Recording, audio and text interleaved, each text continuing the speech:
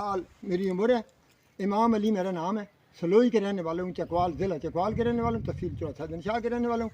72 साल मेरी उम्र है और अभी तक मैं अल्लाह ताला के फजल करम से इतना जवान हूँ कि 1 सैकड़ा केला सलोई का, जिसका एक दाने का आधा किलो वज़न है, इसको उठाकर 20 किलोमीटर आना और 20 किलोमीटर जाना, ये मैं पैदल चल रहा हूँ। और अल्लाह ताला के फजल करम से किसी किस्म की कोई बीमारी नहीं है, किसी किस्म का कोई बीमारी नहीं है। ऐसे पता चलता है कि मैं अभी फौज से वापस आया हूँ।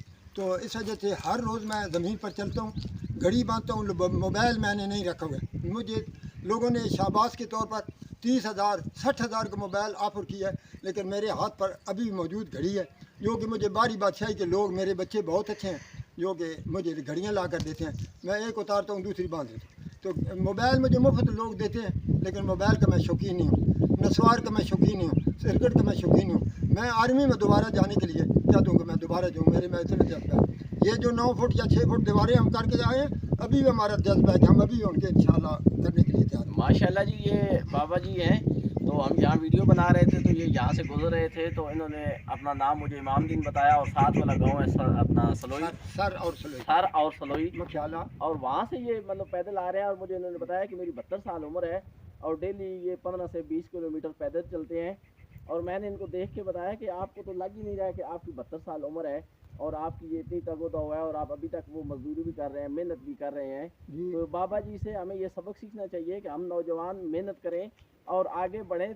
जो थक जाएगा वो रुक जाएगा, हिम्मत करे इंसान, तो क्या हो नहीं सकता, वो कौन सा नुक्ता है जो वह हो नहीं सकता।